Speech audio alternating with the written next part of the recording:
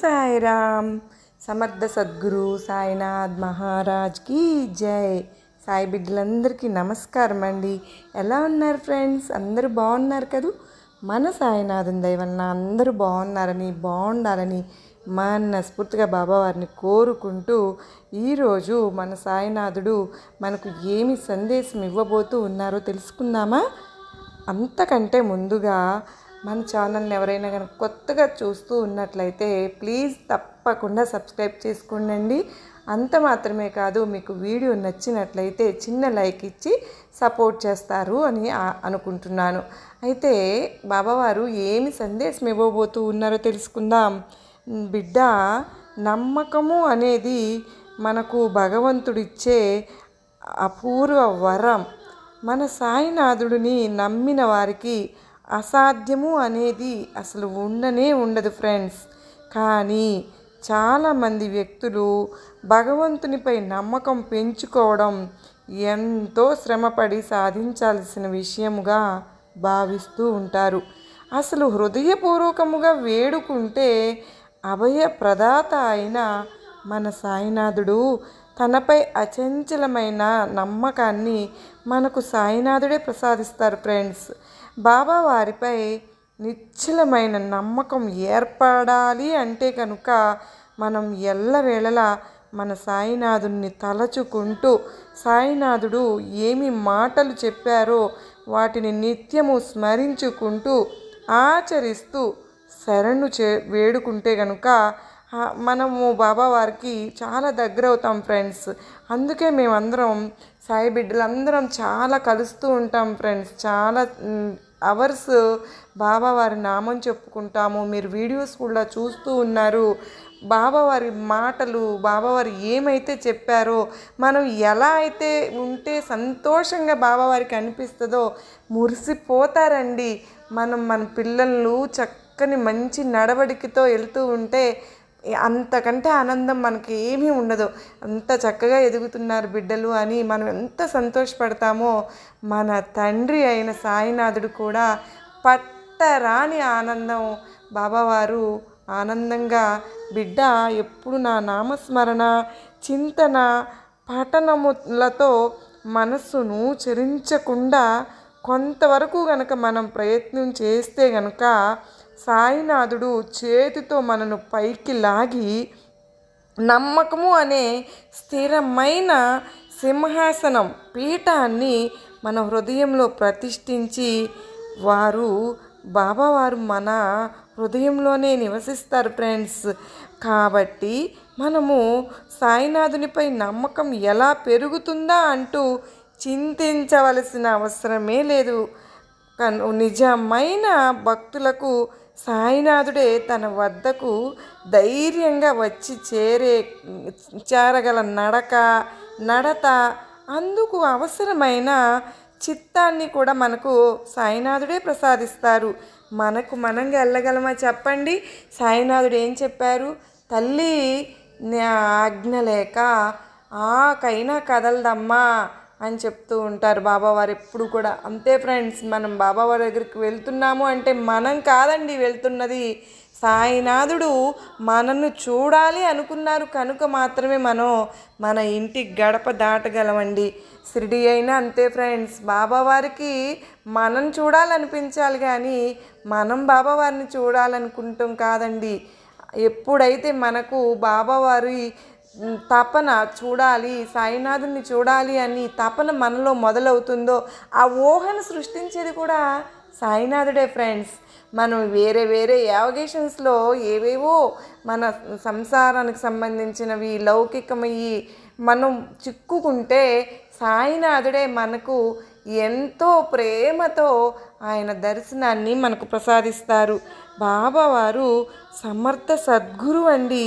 మన లోపాలను కూడా తొలగించి శుద్ధ సత్య స్వరూపులుగా మనను తీర్చిదిద్ది జనన మరణ చక్రంలో చిక్కుకోకుండా రక్షించే మహానుభావులు కనుక చిరుమొగ్గల బాబావారి పట్ల మనకున్న నమ్మకంతో, నిబద్ధతతో మన బుద్ధిని, ఆలోచనలను, కాలాన్ని సాయినాథునికే అర్పణం చేస్తే బాబావారి దయ వలన మొగ్గ తొడిగిన భక్తి పుష్పం సత్వరమే ఫలిస్తుంది.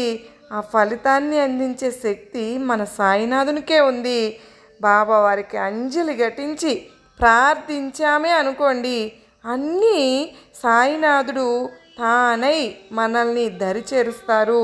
దానికి మూలమైన నమ్మకం అనేది వరంగా మనకు ప్రసాదిస్తారు ఫ్రెండ్స్. బిడ్డ, పరిస్థితులు ఎంత కఠినంగా ఉన్నా సరే కాలంతో పాటు అన్నీ కనుమరుగైపోతాయి తల్లి. నువ్వెప్పుడూ కూడా దాని గురించి ఆలోచించొద్దు. ధైర్యంగా ఉండు బిడ్డ. కాస్త ఓపిక పట్టమ్మా. నువ్వు అవసరం లేదు అనుకున్న వాళ్ళకి కూడా నీ అవసరం వచ్చే రోజు ఉంటుంది. మళ్ళీ నువ్వే కావాలి అనే రోజు తప్పకుండా వస్తుంది. కాలం అన్నిటికీ కూడా సమాధానం ఇస్తుంది ఖచ్చితంగా. అలాగే వారికి గుణపాఠం చెప్పే అవకాశం కూడా నీకే ఇస్తుంది. కావలసిందల్లా కాస్త ఓపిక మాత్రమే. నీ భవిష్యత్తు కూడా నువ్వు ఆలోచించే విధానం మీద ఆధారపడి ఉంటుంది. ఎట్టి పరిస్థితుల్లోనైనా కూడా శాంతంగా ఉండగలిగితేనే నువ్వు జీవితంలో ఏదైనా సాధించగలవు తల్లి. మనసును నియంత్రిస్తే కనుక సంతోషం దాని అంతట అదే వస్తుందమ్మా. మన దరి చేరుతుంది. ఖచ్చితంగా సాయం చేసే గుణం నీలో ఉంది కాబట్టే భగవంతుడు మంచి మాటలు చెబుతూ వినగలుగుతున్నావు. అలాగే నీతిగా బ్రతుకుతూ నువ్వు మంచి మనిషిగా ఎదుటి మనిషిని అర్థం చేసుకోగలుగుతున్నావు కనుకనే ముందు నీకు క్షమించే గుణం కూడా ఉంది. నువ్వు చేసే పని గురించే నువ్వు ఎప్పుడు నీ అంతరాత్మకు సమాధానం చెప్పుకుంటూ బాబాతో మాట్లాడుకుంటూ అందరికీ నచ్చేటట్లుగా చెయ్యగలుగుతూ ఉన్నావు. దానికి నీ జీవిత కాలం కూడా ఇలాగే కొనసాగించు. ఎంత ఓపికతో ఉంటే అంత అగ్రస్థానం నీకు వచ్చి తీరుతుంది. ఎంత దూరంగా ఉంటే అంత గౌరవం. ఎంత తక్కువ ప్రేమను చెబితే అంత మనశ్శాంతి. ఎంత తక్కువగా ఆశ పడితే అంత ప్రశాంతత నీ సొంతం. ఎంత తక్కువ మాట్లాడితే అంత విలువ. బిడ్డ, నువ్వు అన్నీ జాగ్రత్తగా విన్నావు అని అనుకుంటూ ఉన్నాను. నీ మనోమందిరం ప్రశాంతంగా ఉంటే నువ్వు భగవంతుడు నీ గుండెల్లోనే ఉంటాడని నమ్ము. ఉన్నాడు అని నువ్వు నమ్మితే కనుక నువ్వు చేసే ప్రతి మంచి పని కూడా నేను చూస్తూనే ఉన్నాను. నువ్వు ఎంతటి కన్నీరు పెట్టే అవమానాలను భరించావో కూడా నేను చూస్తూనే ఉన్నాను. అనుకున్నది సాధిస్తావు. పట్టుదలగా ఎవరైతే నిన్ను ఎగతాళి చేశారో వారు నీకోసం ఎదురు చూసేలా ఉన్నత శిఖరాలను అధిరోహించేలా నేను సహాయం చేస్తాను. బిడ్డ, మట్టితో పోరాడితేనే ఒక విత్తనం మొక్కగా ఎదగగలదమ్మా. ఎదురు దెబ్బలకు తట్టుకుని నిలబడితేనే నువ్వు ఏ పనినైనా సాధించగలవు. జీవితంలో ముందుకు వెళ్ళగలుగుతావు. నీతో అవసరం ఉంది అంటేనే, నిన్ను ప్రశంసిస్తూ ఉన్నారు అంటే, నీతో అవసరం లేకుండా నిన్ను విమర్శిస్తూ ఉండే మనుషులను జీవితంలో ఎప్పటికీ నమ్మవద్దు. అలాంటి వారు వారి అవసరాల కోసం నిన్ను ఎంతటి నీచానికైనా దిగజార్చడానికి వెనుకాడరు. వారికి వీలైనంత దూరంగా ఉండడానికి ప్రయత్నించు. జీవితం ప్రశాంతంగా ఉంటుంది. ధైర్యంగా ఉండు బిడ్డ.